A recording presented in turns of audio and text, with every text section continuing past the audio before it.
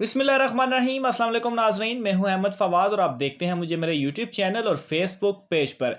नाज़रीन, एक नए वीलॉग के साथ आपकी खिदमत में हाजिर हुआ हूं और आज की इस वीलॉग में जो एक सस्पेंस है, वज़ीर-ए-आज़म आज़ाद कश्मीर कौन होगा। यकीनन गुज़श्ता काफ़ी दिनों से, जब से आज़ाद कश्मीर इंतखाबात यानी कि 25 जुलाई के बाद हमारे तमाम नाज़रीन को ये इंतज़ार है कि आखिर आज़ाद कश्मीर का वज़ीर-ए-आज़म जो है वो कौन होगा। मुख्तलिफ़ पेशन गोइयाँ भी जो है वो इसमें की जाती रही हैं, मुख्तलिफ़ नाम भी इसमें आए हैं। काफ़ी जो है वो सस्पेंस क्रिएट हो चुका है, ख़ास तौर पर नाज़रीन के लिए हमारे, कि आखिर ये जो वज़ीर-ए-आज़म है ये कौन होने जा रहा है। बहरहाल बहुत जल्द इसका बाकायदा तौर पर ऐलान जो है वो हो जाएगा। मुख्तलिफ़ वीलॉग्स के ज़रिए हम आपको बहुत अहम डिटेल्स जो है वज़ीर-ए-आज़म कौन होगा इस हवाले से दे चुके हैं। बहरहाल अब ये वज़ीर-ए-आज़म आज़ाद कश्मीर वाला जो मामला है वो एक और दिलचस्प सूरत हाल में इस वक्त जा चुका है और इस सूरत हाल को जानने के बाद यकीनन आप नाज़रीन का जो सस्पेंस है उसमें मज़ीद इजाफ़ा जो है वो होगा। लेकिन ये बहुत ज़्यादा इंटरेस्टिंग और बहुत अहम मालूमात हैं जिनका जानना जो है वो आप तमाम नाज़रीन के लिए बहुत ज़रूरी है। मुस्लिम लीग नून और पीपल्स पार्टी इस वक्त आज़ाद कश्मीर की दूसरी बड़ी जमात है, जबकि उसके बाद तीसरे नंबर पर मुस्लिम लीग नून आती है। फिर उसके बाद दीगर दो जमातें हैं जिनकी एक एक नशिस्त है आज़ाद कश्मीर में। तो मुस्लिम लीग नून और पीपल्स पार्टी जो है उन्होंने इस तमाम मामले में एंट्री की है। बड़ी अहम एक बैठक हुई है, उसकी सूरत हाल के हवाले से मैं आपको जो है वो आगाह करूँगा। और मामलात जो हैं वो अंदर खाने ही तय हो चुके हैं। क्या मामलात हो चुके हैं? मामला जो है वो आज़ाद कश्मीर वज़ीर-ए-आज़म वाला किस तरफ जा रहा है, इस हवाले से तमाम तर डिटेल्स जो हैं वो आज के इस व्लॉग में आप नाज़रीन के सामने रखने जा रहा हूँ। आगे बढ़ता हूँ व्लॉग में नाज़रीन और आपको बताता हूँ कि एक मीटिंग जो है वो हुई है आज़ाद कश्मीर की मुस्लिम लीग नून की क़यादत और आज़ाद कश्मीर में जो पीपल्स पार्टी की क़यादत है। और कुछ अहम रहनुमा हैं जो दोनों जमातों के, उनके दरमियान एक अहम बैठक जो है वो हुई है। और उस बैठक में एक दूसरे के साथ मिलकर चलने के हवाले से एक तो फ़ैसला हुआ है और दूसरा ये फ़ैसला हुआ है कि दोनों जमातें जो हैं वो एक ही उम्मीदवार लेकर आएंगी वज़ीर-ए-आज़म के लिए। यानी कि जो 3 तारीख को इजलास होगा, एक तो हुकूमत की जानिब से वज़ीर-ए-आज़म का नाम अनाउंस किया जाएगा और दूसरा अहम चीज़ ये है कि ये दोनों जमातें जो हैं वो मिलकर अपना एक उम्मीदवार चुनेंगी और उसे जो है वो आज़ाद कश्मीर के वज़ीर-ए-आज़म के तौर पर जो है वो उसे नामज़द किया जाएगा और उसी उम्मीदवार को वोट जो हैं वो दिए जाएंगे। अब यहाँ पर अगर दोनों जमातें की नशिस्तों को मिलाया जाए तो पीपल्स पार्टी की जो नशिस्तों की तादाद है वो 11 हैं, जबकि मुस्लिम लीग नून की नशिस्तों की जो तादाद है वो 6 है। 11 और 6 मिलकर 17 बनते हैं और एक नशिस्त है मुस्लिम कॉन्फ्रेंस के पास, ये 18 होगी और एक नशिस्त है जेकेपीपी के पास।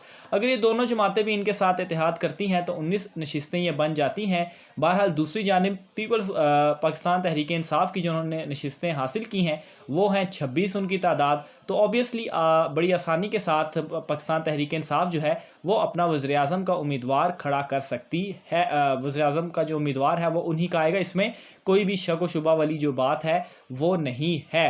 बहरहाल अपोजिशन लीडर आज़ाद कश्मीर की जो असेंबली होगी उसमें अपोजिशन लीडर जिसका किरदार बड़ा अहम होता है, उसके हवाले से भी इस बैठक में फ़ैसला कर लिया गया है। और ये जो उम्मीदवार होगा वो पीपल्स पार्टी की तरफ से होगा और मुस्लिम लीग नून जो होगी वो पीपल्स पार्टी को इस मामले में सपोर्ट करेगी। तो ऑब्वियसली ये चीज़ें तो खैर पहले से, जब नशिस्तों की तादाद सामने आई आज़ाद कश्मीर इंतखाबात 2021 के जब रिज़ल्ट सामने आए तो उस वक्त ही तय हो चुकी थी कि वज़ीर-ए-आज़म तो ऑब्वियसली पीटीआई का ही होना है, उन्हीं की हुकूमत चूँकि बन चुकी हुई है। फिर उसके बाद मोस्ट जो सेकंड जमात है सीटों के साथ वो पीपल्स पार्टी के, तो ऑब्वियसली पीपल्स पार्टी का ही अपोजिशन लीडर आएगा। मुस्लिम लीग नून का तो अपोजिशन लीडर नहीं आ सकता, क्योंकि मुस्लिम लीग नून को जिस बुरी तरीके से आज़ाद कश्मीर की आवाम ने रिजेक्ट किया है कि ऐसी जमात जिसकी हुकूमत थी और बड़ी ज़्यादा अक्सरियत के साथ उनकी हुकूमत थी 2016 से 2021 तक, उस बड़ी जमात को सिर्फ़ और सिर्फ 6 नशिस्तें जो हैं वो मिली हैं। लेकिन दूसरी जानिब हैरान कुन तौर पर पीपल्स पार्टी जो है उसे जिसकी 2016 में बहुत ही ज़्यादा बल्कि कम नशिस्तें थीं, उनकी जो है वो हैरान कुन तौर पर 11 नशिस्तें जो हैं वो जो है वो हासिल करने में कामयाब रही हैं। तो ऑब्वियसली पीपल्स पार्टी ही अपना अपोजिशन लीडर जो है वो डिज़र्व करती है। इस हवाले से मुख्तलिफ चहमगोइयाँ भी जो है वो चलती रही कि शायद जो है पीपल्स पार्टी जो है वो हुकूमत के कुछ बंदे जिस वज़ीर-ए-आज़म के मामले पर बैरिस्टर सुल्तान महमूद और तनवीर इलियास के दरमियान इख्तिलाफ़ है, तो किसी एक ग्रुप को वो तोड़कर अपनी तरफ शायद वोट ले आएँ, अपना वज़ीर-ए-आज़म मुंतखब करा लें।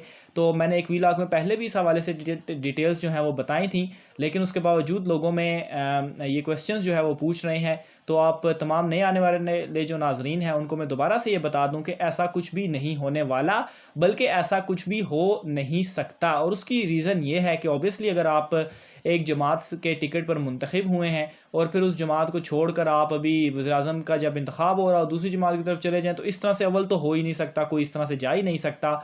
और अगर कोई लेट्स से आप कहें कि चला भी जाएगा तो ऑब्वियसली उनके ऊपर तो डायरेक्ट नाअहली की शिक लग सकती है और वो तो नाअहल हो सकते हैं, तो वोट जो है वो किस बात का। तो ऐसी किस्म की किसी भी किस्म का जो मामला होगा, किसी भी किस्म की जो इस तरह की खबर है, उसके ऊपर कान ना धड़ें। वज़ीर-ए-आज़म जो है वो आज़ाद कश्मीर का पीटीआई का ही होगा। और कल शाम को, ये एक पक्की खबर है मेरे रिसोर्सेज के मुताबिक, कल शाम को वज़ीर-ए-आज़म आज़ाद कश्मीर का नाम अनाउंस कर दिया जाएगा और इंशाल्लाह मैं अपने वीलॉग के ज़रिए वो तमाम डिटेल्स भी आप नाज़रीन को मैं पहुंचाऊंगा। और ताख़ीर से क्यों हुआ इस हवाले से भी मैं रीज़न बता चुका हूं कि कल जो है वो जो बाकी सीटें हैं, ख़वातीन की सीटें जो वो उन्होंने मुंतखब होना है, तो उनके ऊपर कल इंतखाब होगा। और जब वो सारा जो मखसूस नशिस्तें हैं, सॉरी मैं भूल रहा था, मखसूस नशिस्तों पर जब इंतखाब कल मुकम्मल हो जाएगा, सारी जो सिलेक्शन है वो मुकम्मल हो जाएगी, उसके बाद वज़ीर-ए-आज़म का नाम जो है वो इमरान खान साहब अनाउंस कर देंगे। और 3 तारीख को जो इजलास होगा उसमें बाकायदा वज़ीर-ए-आज़म के लिए वोटिंग भी होगी। बहरहाल दिलचस्प मामला इस तरह से हो गया कि दोनों जमातें जो कि हाल ही में पीडीएम के प्लेटफॉर्म में इकट्ठी हुई थी और शदीद इख्तिलाफ़ात इन दोनों के दरमियान हुए, आप देखते भी रहे कि किस तरह से जो आज़ाद कश्मीर में भी दोनों जमातों ने कैंपेन की, एक दूसरे के ऊपर खूब इन्होंने जुमलेबाजी भी कसी, एक दूसरे को जो है वो बातों बातों में ताने भी दिए, खूब लताड़ा भी। लेकिन अभी देखें मफादात जो हैं वो मिले और दोनों जमातें आपस में बैठी और दोनों एक ही हो गई। और अब जो है वो दोनों मिलकर आज़ाद कश्मीर का लिए जो अपोजिशन का उम्मीदवार होगा वज़ीर-ए-आज़म का, वो इन दोनों जमातों का एक ही होगा। बहरहाल ये एक फॉर्मेलिटी ही होगी जो कि पूरी की जाएगी और एट द एंड वज़ीर-ए-आज़म जो है वो पीटीआई की जानिब से मुंतखब होगा। बहरहाल नाज़रीन, इस हवाले से आप अपनी राय का भी इज़हार कर सकते हैं। ख़ास तौर पर एक जो फ़ेक ख़बर जो ये आप नाज़रीन तक पहुंचाई गई कि शायद पीटीआई के कुछ लोग पीपल्स पार्टी घेर लेगी और अपोजिशन का वज़ीर-ए-आज़म बन जाएगा, इस हवाले से आपकी क्या राय है? आप भी वो राय अपनी दीजिएगा कि आप किस हद तक क्लियर हो चुके हैं, क्योंकि ऐसा कुछ भी नहीं हो सकता, ना ही ऐसा होने वाला है। बाकी अपने जो उम्मीदवार हैं वज़ीर-ए-आज़म के हवाले से अपनी राय का इज़हार जो है वो कीजिएगा। अभी तक जो आप नाज़रीन के कमेंट्स में ज़रूर देखता हूँ, उससे मुझे ये अंदाज़ा हुआ है कि आप तमाम नाज़रीन ज़्यादातर ज़्यादातर जो सपोर्ट है वो बैरिस्टर सुल्तान महमूद की तरफ है। दूसरी जानिब सरदार तनवीर इलियास की तरफ भी सपोर्ट है, अज़हर सादिक का नाम भी है, ख्वाजा फारूक का नाम भी है, बहुत सारे नाज़रीन कमेंट बॉक्स में उनका भी नाम लेते हैं। लेकिन जो ज़्यादा सपोर्ट है कमेंट्स के मुताबिक, मैं ये बात कर रहा हूँ आप ही नाज़रीन के, उसके मुताबिक ज़्यादातर जो लोग हैं वो बैरिस्टर सुल्तान महमूद को ही सपोर्ट कर रहे हैं। आप अपनी राय का इज़हार कर सकते हैं कि आखिर बैरिस्टर सुल्तान महमूद को आप क्यों सपोर्ट करते हैं, आपको क्यों लगता है कि वो आज़ाद कश्मीर के लिए वज़ीर-ए-आज़म के तौर पर मौजू हो सकते हैं। इस हवाले से अपनी राय का इज़हार कमेंट बॉक्स में कीजिएगा। आज की व्लॉग से नाज़रीन इतना ही। मुझे इजाज़त दीजिए, आइंदा फिर मुलाकात होगी। अल्लाह हाफ़िज़।